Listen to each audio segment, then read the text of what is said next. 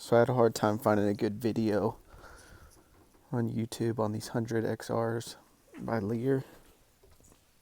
I figured I would put one out there just in case it might help somebody.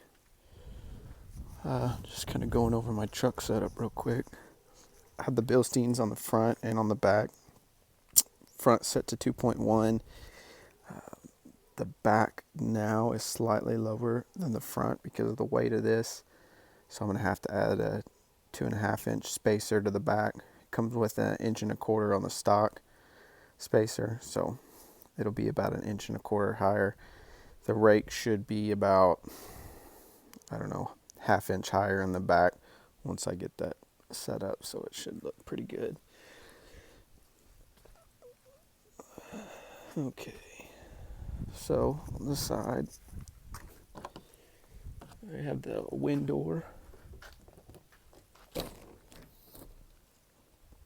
Flips up.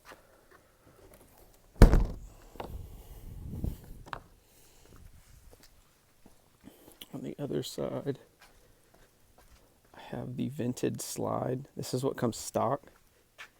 The windows are an upgrade. I think it was about $150 per window. I honestly wish that the windows had this, which is the remote lock in the middle. But it is what it is, because as you can see, these kind of stick out. It drives me a little crazy, but so you'll see these have that big lip that goes over the tailgate. That's the remote lock, so it locks with the keys in your truck. Much crap back here right now, but I have lights that come on automatically. There's one up here, and then there's one on the back end too. And they come on when you open the door, and they're actually activated by a switch right here.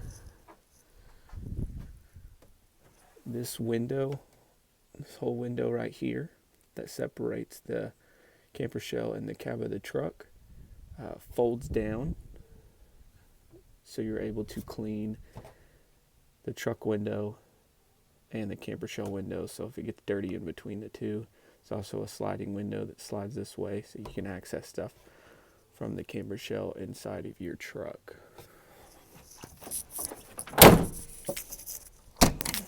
That's another thing. When you close it, if you close it in the middle, sometimes it doesn't close. You have to go over here and push the edges. That kind of is a little aggravating, but it is what it is. Pretty clean lines. Not really a gap. I didn't have them bolt mine down. I had them clamp it down because I really didn't want holes in my truck. It looks pretty good. And I went ahead and had them add tracks on the top just in case I decide to add a rack eventually, or a fishing pole carrier or anything like that. But that's pretty much it. Out the door, I was about $3,800. So it is an investment, but it'll definitely get used.